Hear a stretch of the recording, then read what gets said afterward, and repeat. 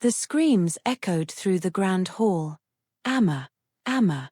Madame Mensa's voice trembled as she ran down the staircase.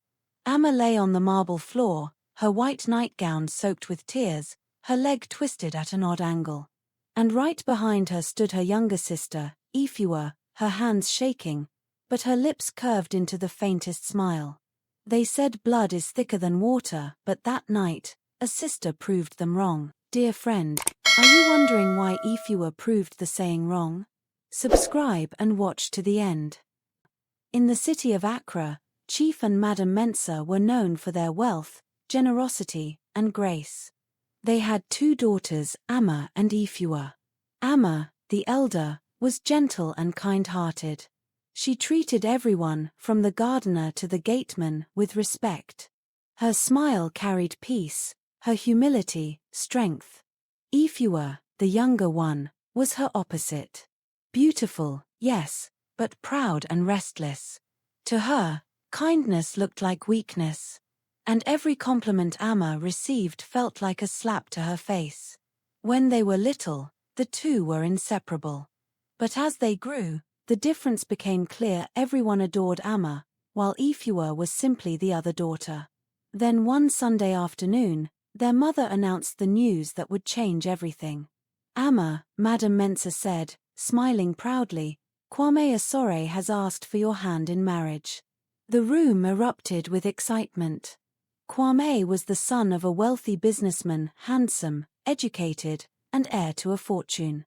Amma's eyes sparkled with joy. Ifua's smile froze.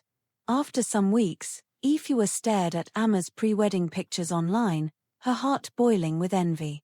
"Of course," she muttered bitterly. "She gets everything. Even the perfect man." As the wedding drew near, the Mensa mansion buzzed with preparations, decorators, tailors, and endless laughter. Amma often asked for Ifua's help. "Sis," Amma said one evening, "you have better fashion sense. Help me choose my dress." Ifua forced a smile. "Sure, I'd love to." From that day, Ifua played her role perfectly, the helpful sister, the supportive bridesmaid. She helped with fittings, arranged the decorations, and even accompanied Amma to her hair trials. Everyone praised her. "Ifua, you've changed," her mother said one evening. "Yes, Mama," she replied sweetly. "I just want my sister to be happy." But deep inside, her jealousy was quietly sharpening its knife. The moonlight bathed the Mensa mansion in silver. Amma sat at her vanity, brushing her hair, humming softly. Then Ifua knocked. "Amma," she said gently, "come, I want to show you something downstairs." Amma frowned. "Now? It's almost midnight." "It'll only take a minute," Ifua insisted, her voice honey-sweet. Amma rose and followed her sister. Neither noticed the faint shimmer of soapy water glistening on the steps. Amma stepped down. 1 step. 2 steps. 3. Her foot slipped. Her scream tore through the night. "Jesus! Amma!" Ifua cried, pretending to panic. Chief Mensa and his wife rushed in. The doctor came quickly. After examining her, he sighed. "Her leg is fractured. She won't walk for months." Madame Mensa burst into tears. The wedding had to be cancelled. That night, behind her closed door, Ifua smiled. "Finally," she whispered, "it's my turn." The next morning, Kwame arrived with his family, expecting celebration. When he heard the news, his face turned cold. "Injured?" he asked. "How can I marry a cripple? It would ruin my reputation." Everyone fell silent. One elder cleared his throat. To avoid embarrassment, perhaps the younger sister could take her place. Ifua gasped, pretending shock, but quickly nodded. "If that's what's best for the family," she said softly. And so, she married her sister's fiancé, wearing the dress meant for Amma. As the drums beat and guests cheered, Amma lay upstairs, tears soaking her pillow.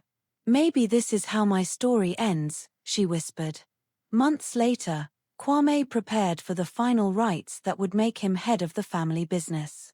But as the priest raised the staff for blessings, something strange happened. He froze, his eyes wide. "The gods reject this man," he thundered. "He is not the true heir." Gasps filled the hall. Kwame's mother fell to her knees, sobbing. "It's true," she cried. "Before I married his father, I was already pregnant by another man." The crowd erupted in chaos. Kwame was stripped of his title, and his younger brother, James, was declared the rightful heir. Ifewa stood frozen, her crown of envy crumbling. The man she had stolen wasn't even royalty after all. Meanwhile, Amma's leg had healed faster than anyone expected. When James visited the Mensah family to apologize for his brother's disgrace, he met Amma. Unlike Kwame, James was humble and wise. He admired Amma's quiet strength, and soon, their hearts began to intertwine. Months later, when James was crowned, he chose Amma as his bride. This time, the wedding bells rang for true love, not pride or jealousy. As the priest placed the crown on James's head, it fit perfectly. The people cheered, and Amma smiled radiant, peaceful, blessed. Not long after, Ifewa returned home in shame, wearing simple clothes, her eyes red from tears. She knelt before her parents and confessed. "I was the one who poured the water," she said. "I wanted what was hers. But I destroyed myself instead. Please forgive me." Madam Mensah gasped. "Ifewa, my child, how could you?" Before she could continue, Amma spoke softly. "Mama, let her be. I forgive her. If I hadn't fallen, I wouldn't have met my true destiny." Tears filled everyone's eyes. That day, the family learned the real power of love and forgiveness. Ifewa lived quietly afterward, humbled and alone. Amma, now Mrs. Amma and a queen, often sent her food and clothes, though she never stayed long. And so this story reminds us that jealousy is like fire, it burns the one who holds it. Ifewa's envy destroyed everything she wanted, but Amma's kindness lifted her higher than she ever dreamed. Because no matter how long it takes, destiny will always find its way. If this story touched you, stay by the fire a little longer. Subscribe, and return for the next tale.